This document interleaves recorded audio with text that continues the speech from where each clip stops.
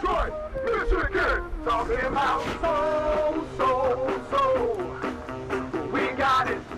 Detroit, Michigan, talking about so. When we went to England a couple months ago, we thought it was going to be a little tour, and we got there and it was just, everything was sold out and everyone wanted to do articles and photos and everything. NME wanted to put us on the cover of the magazine, and we said no. We heard so much about England can make you popular and they'll hate you 6 months later, so we just said no, we don't even want that attention. You know? We just want to go and play shows.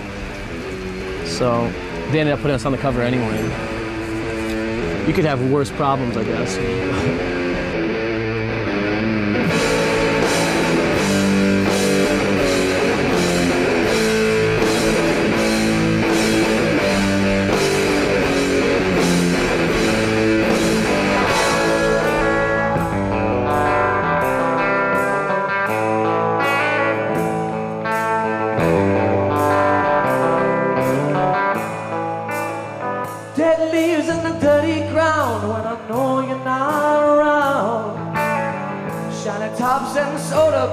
So when I hear your lips make a sound, when I hear your lips make a sound, 30 notes in the mailbox will tell you that I'm coming home.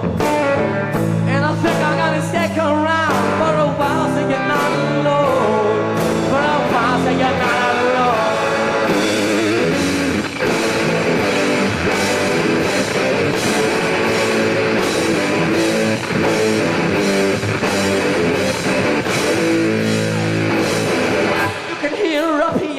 Fall, you can hear me coming down the hall. Just hear your pretty voice. I don't think I need to see at all. Don't think I need to see at all. Some hair in a velvet tongue. I want to give you what you give to me. And every breath that is in your lungs is a tiny little gift to me. And a tiny little gift to me.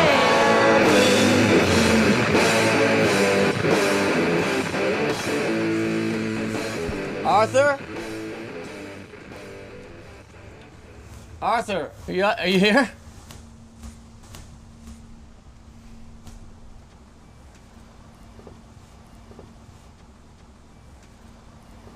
Yeah, yesterday I had a bunch of interviews to do on the phone, and I just had my roommate do them.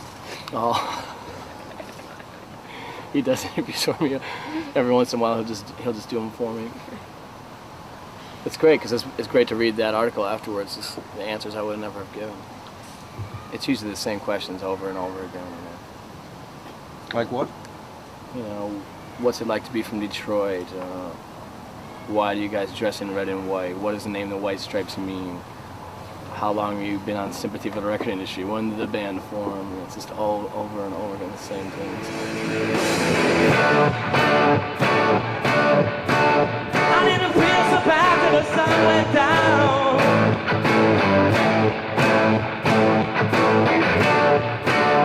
Then I come home, no one to wrap my arms around. My arms around. Well, any man with a microphone can tell you what he loves the most. And you know why you love it all.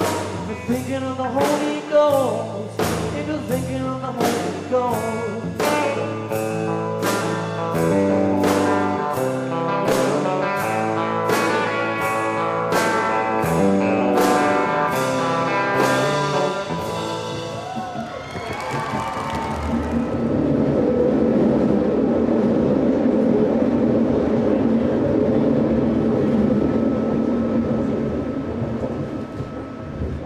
The White Stripes are the Beatles of the Detroit scene, and the Dirtbombs, I like to think of us as the Rolling Stones. Joe Louis Arena Station.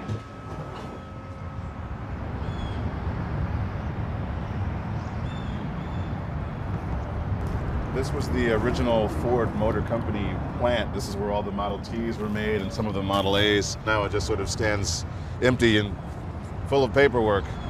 Too late, I think, Detroit realized that our economic base was entirely on automobiles. And by the time we figured it out, it was too late. There has been nothing to take the place of all of the automobile factories closing. And so we've been very, the unemployment rate is very high, and we've been very economically depressed. That, in fact, may have a lot to do with why we take our entertainment media so seriously in Detroit. Detroit is the 10th largest city in America right now, or 14th largest, I think. But we have the 5th or 6th largest television viewing demographic of any city in America, which reflects very badly on, you know, the amount of time we have, free time we have on our hands.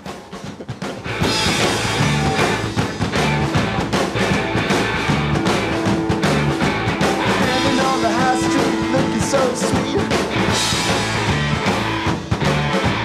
Motor City girl won't kiss on my feet.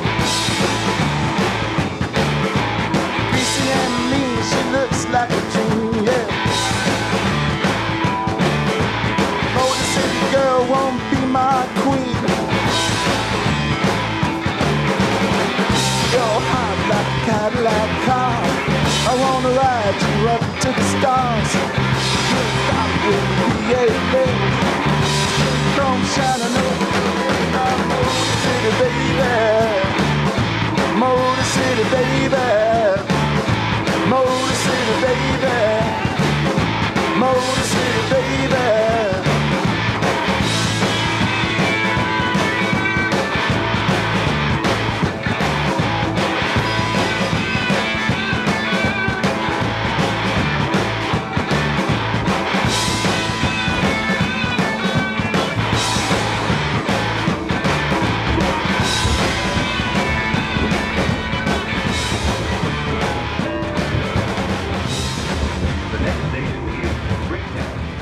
A lot of the bands that everyone equates with the Detroit music scene, they have a sort of an R&B or a soul bass, but they're playing it loud and punk rock-ish. But Detroiters have been doing that forever, basically. You know, it's nothing new to us to play soul records fast and loud. We've been playing music fast and loud as long as there have been amplifiers. It doesn't matter what kind of music it is.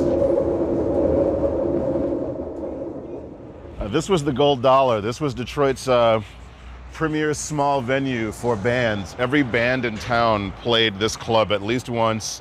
It only closed recently, about 6 or 8 weeks ago. It was very, very small, but it was the sort of proving ground. Usually in Detroit, there's maybe 30 to 50 people who come out and see you because we all know each other. You know, again, being all these bands, we all know each other. So whenever you're going to see a band, you know that you're going to see people you know. There's a long-running joke in Detroit that the typical Detroit rock band is somebody you know, somebody you know, somebody you know, and a drummer.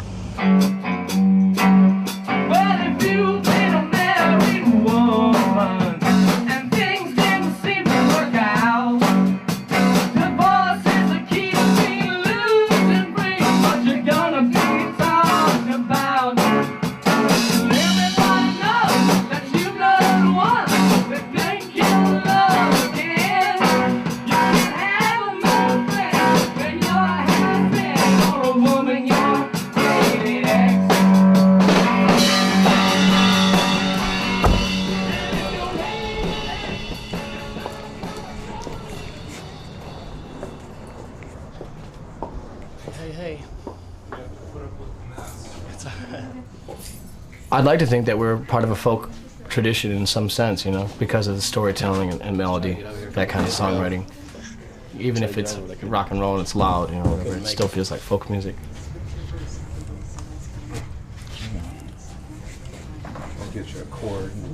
You know, there's a lot of garage rock bands from Detroit that New Frets. we're a part of, and that's our family, you know, so don't want to ever disgrace that or anything. If one band or a couple of Detroit bands get more successful, it just helps everybody else get a little bit of attention that they never would have got in the first place, you know. Maybe it's a bad thing if someone names it a scene and it becomes some sort of hip scene or something, because that won't last, you know. So, but maybe if it's just a little bit of attention, just to know that there's good rock and roll bands from the town, that would be good. I put myself to sleep at night. I put myself in broad daylight, 'cause I'm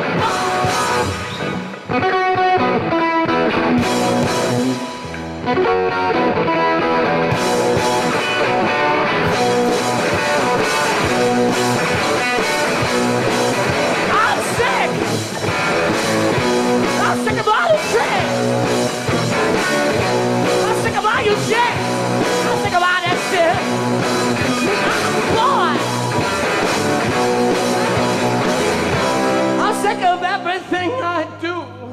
I'm sick of everything about you, 'cause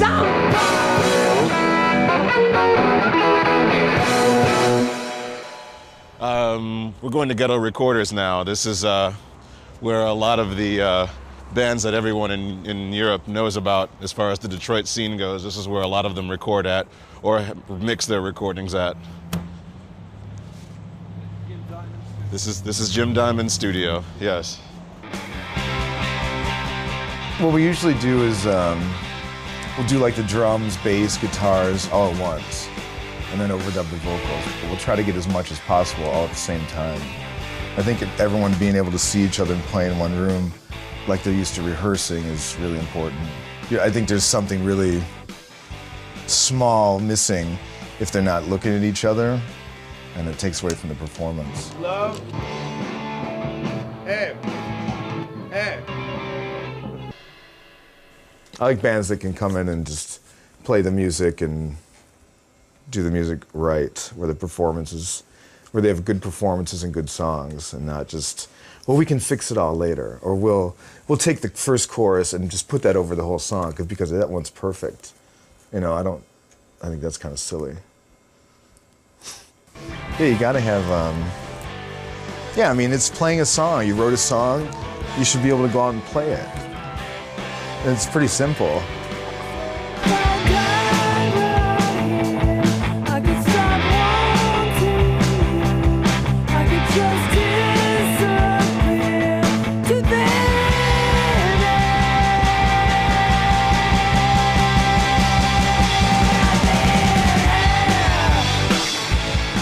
Detroit has always sort of just been busted up and doing our own thing for a long time, but now it's really sort of coalesced into this thing where people are helping each other. We're booking shows together, and you know, and especially with the success of the White Stripes and other bands, local bands like Jim's band, the Dirtbombs, are having terrific success when they go on tour.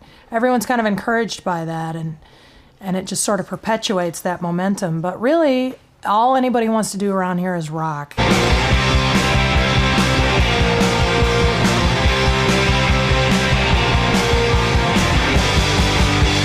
If we were really going to dig and start going into what makes the White Stripes so wonderful, and they are, I would say that probably the fact that they've sort of manifested their own mythology, which has just boggled the minds of these people in the media, both here and abroad, who are used to having everything conveniently packaged for their disposal. You know, Jack's not interested in that, and he, you know, just like he makes a stink about signing autographs or doing any of that other rock star stuff, it's because he really means that. And just like the rest of us, you know, he would like to be able to retire from, I think Jack was doing upholstery. He'd like to not do upholstery anymore. We'd all like to not do what we do for our day jobs anymore and do music all the time, but he's not willing to sacrifice his integrity to do it. Fall is here, hear the yell, back to school, ring the bell, brand new shoes, walking blues, climb the fence, books and pens. I can tell that we are gonna be friends. I can tell that we are gonna be friends. Walk with me, Susie Lee, through the park and by the tree. We will rest upon the ground and look at all the bugs we found. Safely walk to school without a sound. Safely walk to school without a sound. Here we are, no one else. We walk to school all by ourselves. There's dirt on our uniforms from chasing all the ants and worms. We clean up and now it's time to learn. We clean up and now it's time to learn. Numbers, letters, learn to spell, nouns and books and show and tell. Playtime we will throw the ball, back to class, through the hall. Teacher marks our height against the wall. Teacher marks our height against the wall. don't notice any time pass. We don't notice anything. We sit side by side in every class. Teacher thinks that I sound funny, but she likes the way you sing. Tonight I'll dream while I'm in bed, when silly thoughts go through my head about the bombs and alphabet. And when I wake tomorrow, I'll bet that you and I will walk together again. 'Cause I can tell that we are gonna be friends. Yes, I can tell that we are gonna be friends. And sort of be in my own little bubble about the music and my experiences with it. This is our family's house we grew up in, and it's, we do a lot of recording here too. We did our second album, Distill, here at this house. And a lot of bands, when they come in town, they'll stay here and rehearse here and record here. So it's nice to have there's a couple houses in Detroit where everyone can congregate and record and play music at. You also feel obligated to draw attention for other Detroit bands? It feels good to take another Detroit band on tour with us, you know? Well, I mean, it's nice to be able to, you know, mention them and maybe, you know, give them a little bit of help, you know, because they deserve it, you know. What makes you stand out? I don't know. I guess you have to ask our fans that. One thing was that we had the opportunity to actually quit jobs and go on tour. A lot of Detroit bands don't get to do that. That's a luxury, you know. And since there's only two of us, it has made it easier.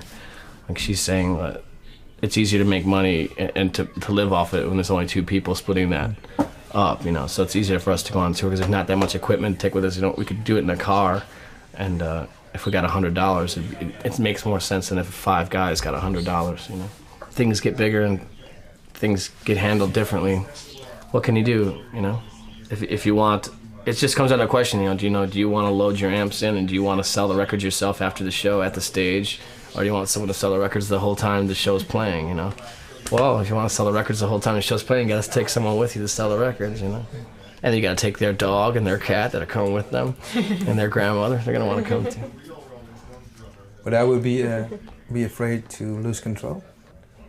I don't think so. I don't think it'll be. I don't think that this band is ever going to be that big. You know, it's only for 2 people to get even this attention. That's pretty amazing. A 2-piece band from Detroit to get some sort of attention like that. So I don't think it's ever going to be big. Like we're going to be playing arenas or anything like that. It just couldn't. You know, you can't. We don't write songs that are going to be, you know, top 40 hits or anything like that. Jolene, Jolene, Jolene, Jolene, I'm begging of you, please don't take my man.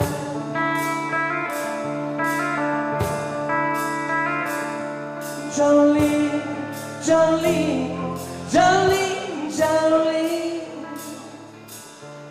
please don't take him just because you can.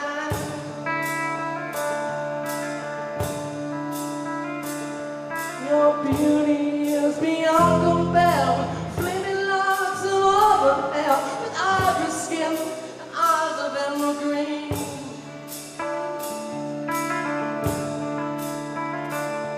Your smile is like a breath of spring, your voice is soft like summer rain. I cannot compete with you, Jolene.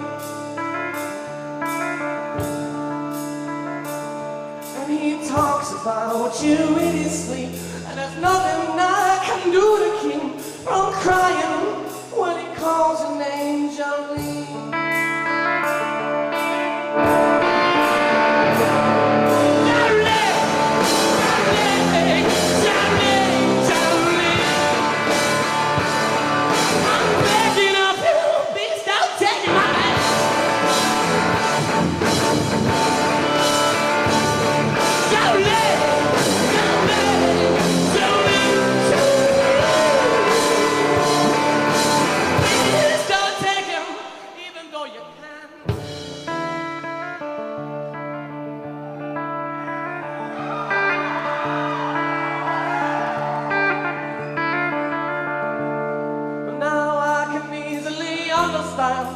You could easily take my man, but you don't know what it means to me. Jolene.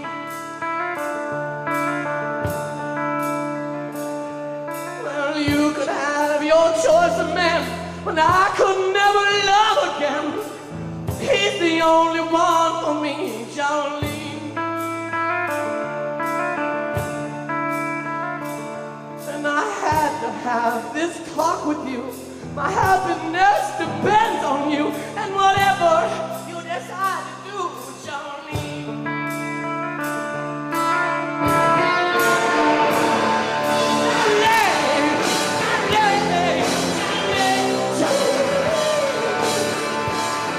I'm begging of you, please don't take my hand.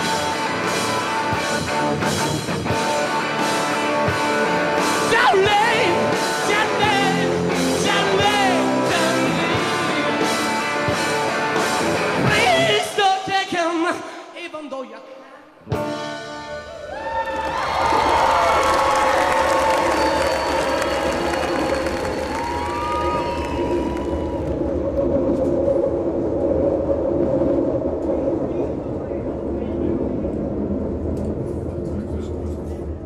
in any other musical scene, you know, the bands all sort of sound alike, they dress alike, they do the same things. And in Detroit, that isn't really the case, you know.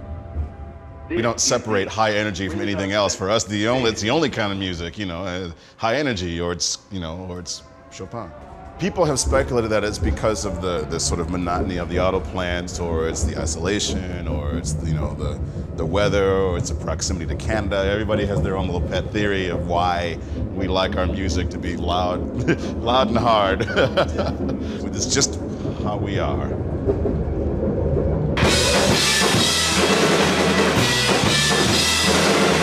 It's been such a long, long time since I felt that love was mine. This time love has made me play with fire.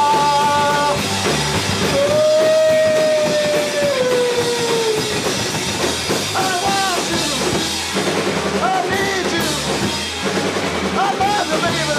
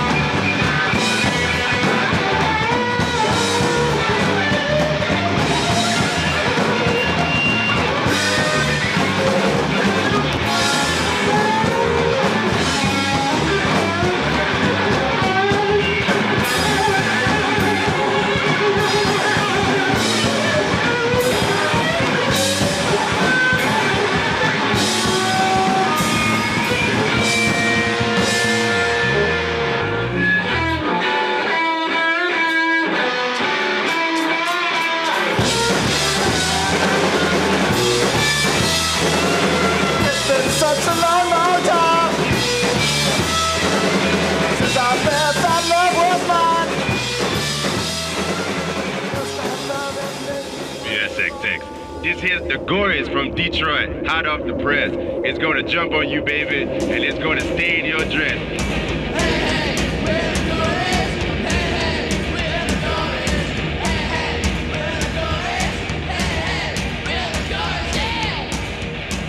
You know, a lot of my fame and notoriety that I have now, that comes all from the Gories, and it all comes pretty much from Europe, because in America we were never very popular, we were never very big. In Detroit, the Gories were just another band, you know, and a very bad one at that, actually, because we were voted the worst band in Detroit once or twice there, so.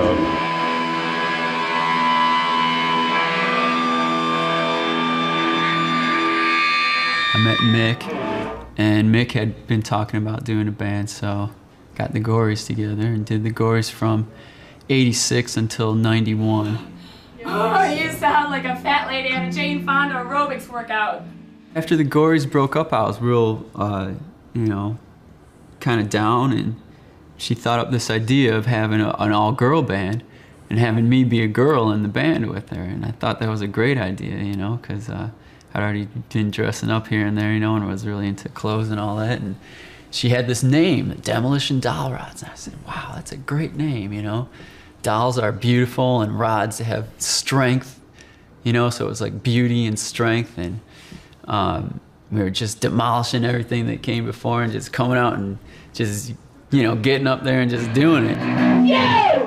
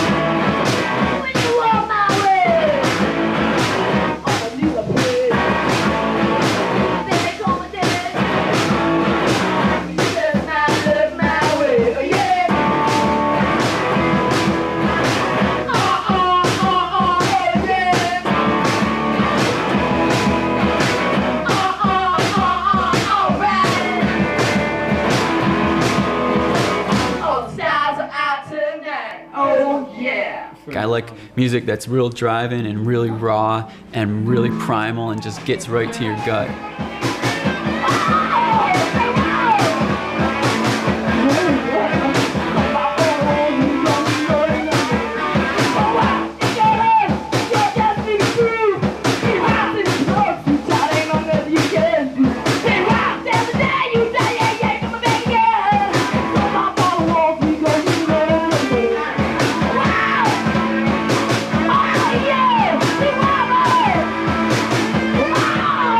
That's the beauty of it, is like it's finding that balance between the innocence and the wonder and the streetwise and tough, because if there's too much of one or too much of the other, it just is one-dimensional.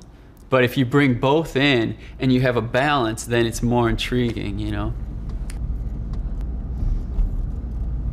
All of our foibles and all of our flaws and all of the things that make it a big city, nobody glosses over them. There's not the money or the time or the manpower to turn this into a pretty nice city like maybe San Francisco. Nobody gives a damn. I mean, I'm sure you guys have looked around here. There's basically, we're living in the midst of lots of urban blight and lots of poverty, and that hasn't changed. But there's a beauty in its decadence and in the will of its people to just, you know, overcome all of that and carry on. And I think that that idea is what the rest of the country, when they look at Detroit, that's what they hold in high regard. It's like they see that we don't have a lot going for us around here. We don't have a pretty ocean or palm trees. We got lots of broken concrete and burned up apartment buildings, and we have the problems that a lot of big cities have, but it's beautiful, really. It's like decadent Rome.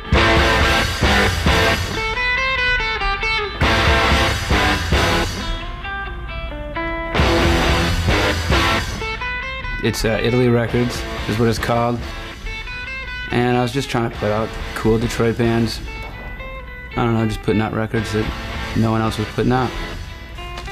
Well, I did the first 2 White Stripes records. These are repressings of them, and they're everybody's favorite nowadays.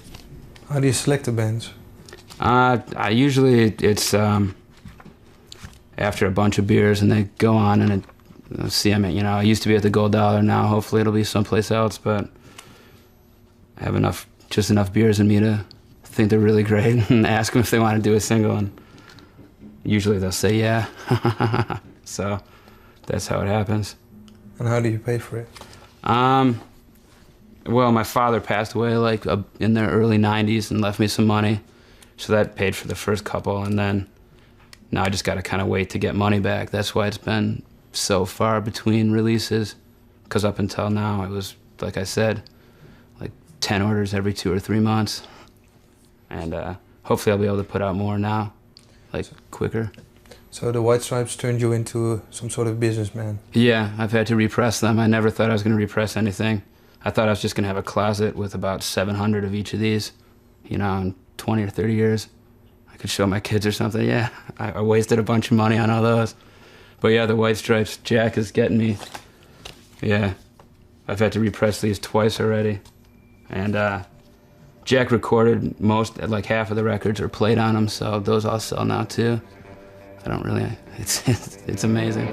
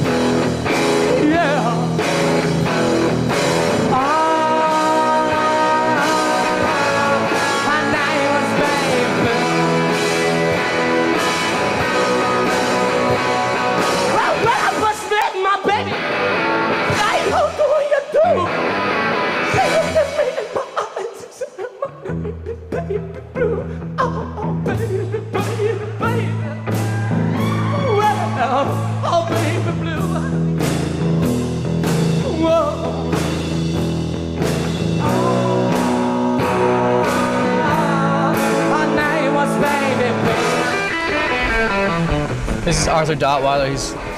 He's managed us for a little while. No more though, right? Gotta eat him and all the other people. No, you're still our manager. They had an offer from the Gap. That what I was not called about.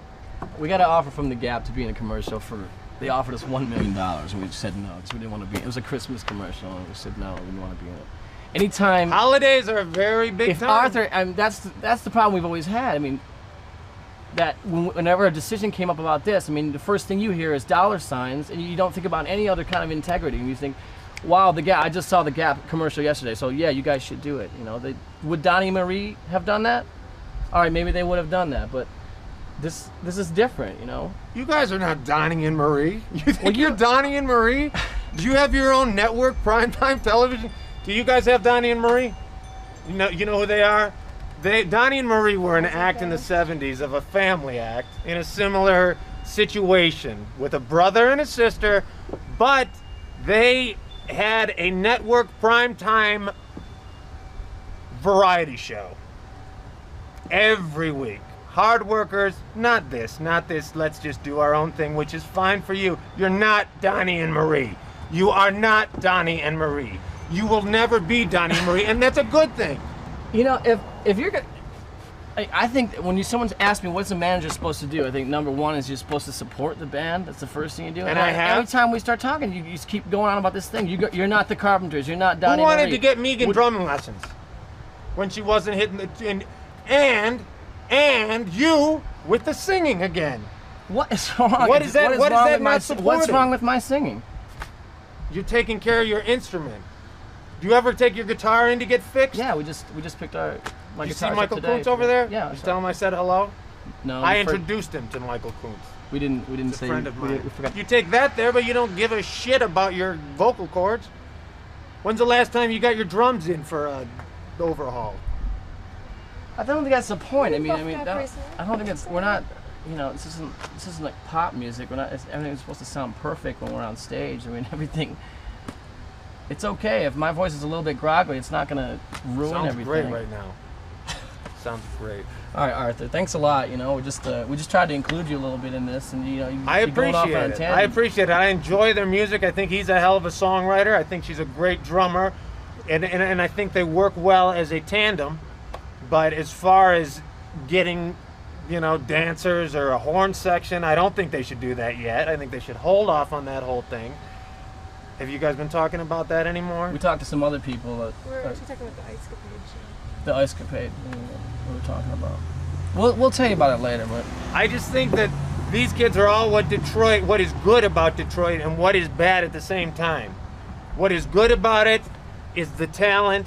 What is bad about it, it's a little raw and it needs some massaging, you know? Every time, it's like every time. Is this not every time we have a conversation with? It's just nothing's good enough for you. Like it's always this. You got to try to perfect it. If it keeps going on like this, Arthur, you know we're not going to talk to you anymore. Have a good time. Have a great time. Superstars.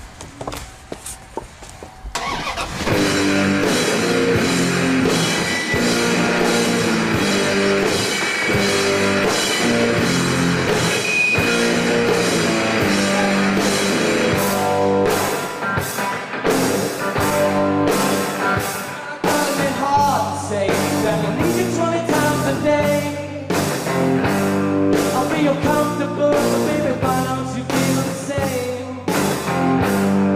Have a doctor come and visit us. Tell us which one is safe.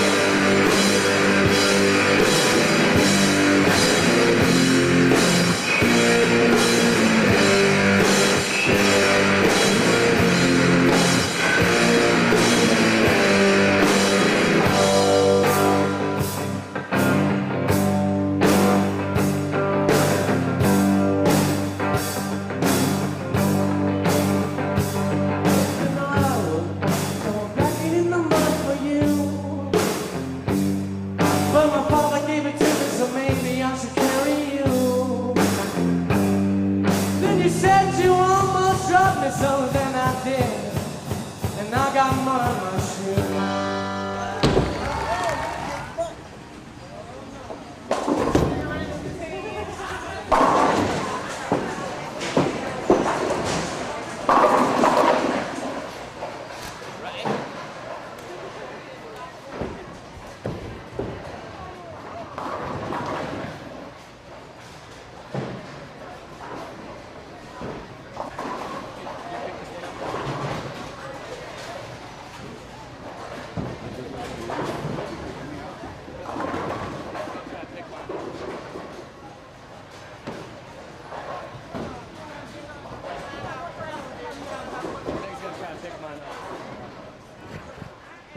They're going to be, I think they'll be good, but they need somebody to be tough with them, and I'm working in conjunction with some of their other handlers right now to do that, and it's kind of the old, you guys know what a good cop, bad cop is? Mm-hmm. I'm the bad cop, and I like it, and I'm not afraid to be a little rough with them.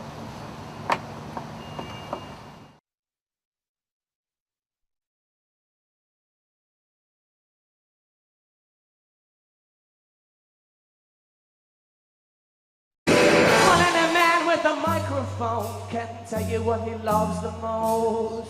And you know why you love it all. If you're thinking of the Holy Ghost, if you're thinking of the Holy Ghost.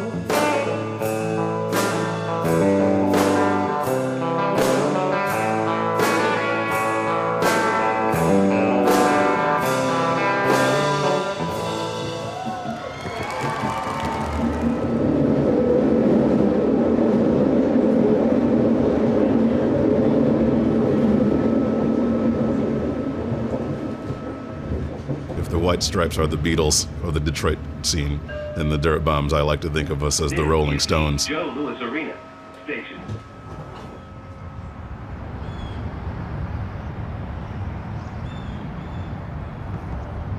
This was the original Ford Motor Company plant. This is where all the Model Ts were made and some of the Model As. Now it just...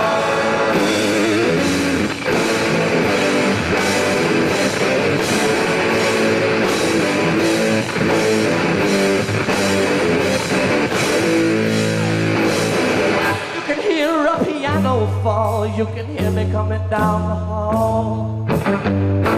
Just feel pity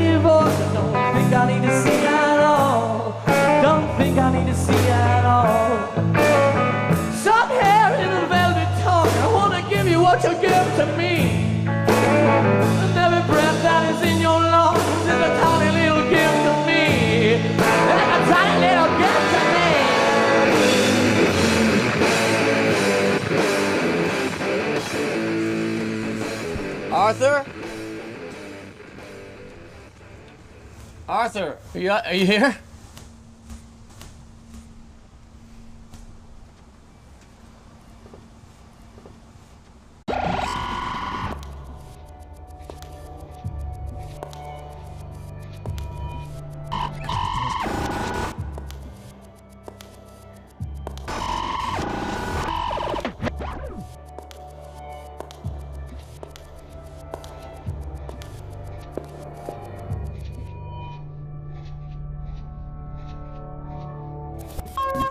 Detroit, Michigan, talking about so.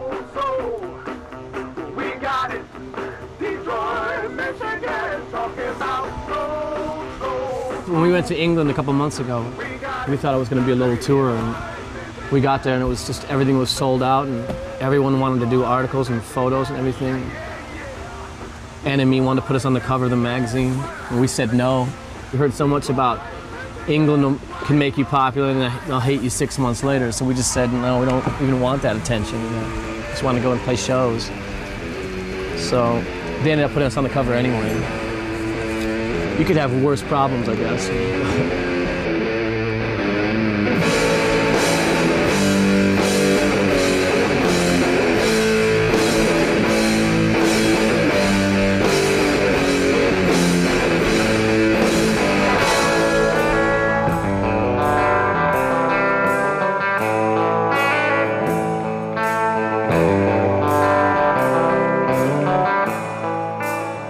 Dead leaves in the dirty ground when I know you're not around. Shiny tops and soda pops when I hear your lips make a sound. When I hear your lips make a sound. 30 notes in the mailbox will tell you that I'm coming home.